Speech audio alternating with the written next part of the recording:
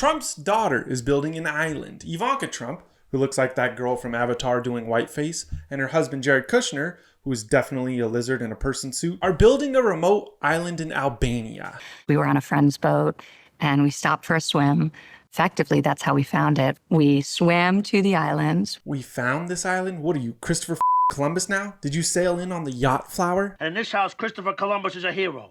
End of story. Over the course of many years, we developed the opportunity to help realize its potential and transform it. But for me, it feels more like a challenge than anything else. Help realize its potential? What kind of gentrification slop is that? And how the is this a challenge? Renovating a home with a group of gay guys is a challenge. You're buying an island in the Mediterranean with money from your husband's evil business deals. And none of you have style. You all just agree that white tiles and white walls look good together. Literally nothing is a challenge here. Now she thinks this is some beautiful story, all being on a boat in the Mediterranean with friends. But whose boat were you on, Ivanka?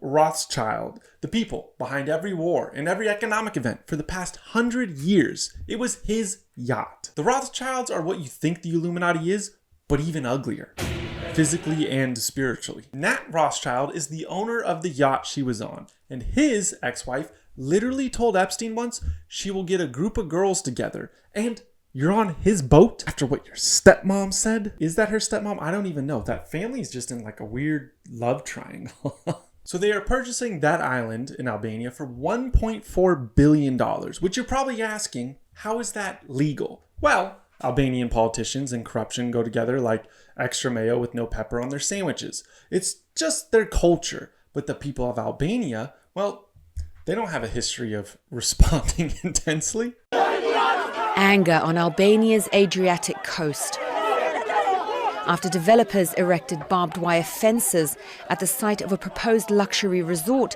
linked to the US president's son-in-law, Jared Kushner. We are here today because we want to go to our lands. Protests have also been held in the capital Tirana, where demonstrators marched under the slogan, "Albania is not for sale." The island is a communist-era military base. It has a subport that was used for German and Italian submarines during the Second World War.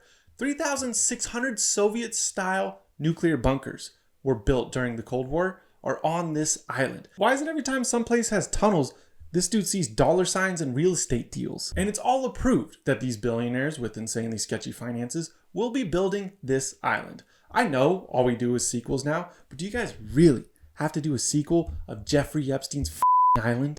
Ladies and gentlemen, The Semi-Daily Night Show with Gary TV, your host, Gary. Tonight's ceremonial first pitch. And please welcome the President of the United States. just making sure you're paying attention. Welcome to the Semi-Daily Night Show. I'm your host, Gary. If you find yourself laughing at any point, please subscribe and send to a friend. Hunter Biden just became the funniest man on social media. The son of President Joe. What do you want to tell Joe Biden right now? What's up, baby? Take me out to dinner. Hey, yo. Has joined Twitter, and no, it's not called X. Anyone who calls it X should become an ex-friend of yours with the funniest things you will read all day. He was accused of being a part of the oligarch class by a guy cosplaying as being a part of the elite oligarch class, to which Hunter cracked this joke. And yes, that was a crack pun. That was clever. Subscribe and follow me. Give this dude another laptop and more sketchy Ukrainian power company money, because he's kind of sick. That was funny. Then someone accused him of leaving a bag of substance in the White House, and he replied he would never leave it. He's a true fiend, and you have to respect that. Now, people are saying he should run for president because he's funny on Twitter, which is kind of terrifying, but let's just put that to the side. That our last run of presidents have been so bad and unself-aware that a recovering drug addict who paints like Picasso in the 3rd grade should be president. But if he did, he might win. And he even teased a slogan. Another crack with Biden. He's good, okay? But not everyone is a fan of Hunter, to which someone said that. And his response was perfect. And as a good journalist, I looked it up, and you can't unsee that. It's... wow. Ew. And he's not lying. He's like the opposite of Bill Clinton. But I want to say one thing to the American people. I want you to listen to me. I'm going to say this again. I did have sexual relations with that woman. People on the right, or bots, they're kind of the same thing, got even more upset, accusing that he had Joe Biden pay for his ladies of the night, to which he said he did all that himself. He owns up to it. And lastly, people began accusing him of being a PDF file, to which he denied. And he's right. There's evidence that he was addicted to drugs, blew all of his money, felonies, all from a laptop. His computer was hacked and all of the files leaked, and he just owns it. Unlike the files that were delayed, redacted, not fully released, and the FBI scrubbed someone's name from those files. Sorry, I just had to crack that last joke.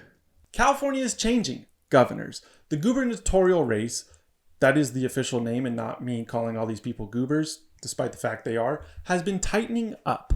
Xavier Becerra, the guy who claims to be the underdog, because underdogs are funded by small businesses like Chevron.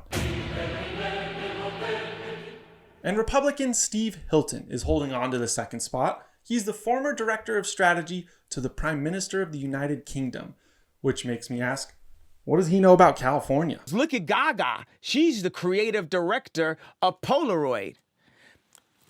I like some of the Gaga songs. What the fuck does she know about cameras? Tom Steyer, who infected every ad on YouTube that I was watching, still has a chance while in third.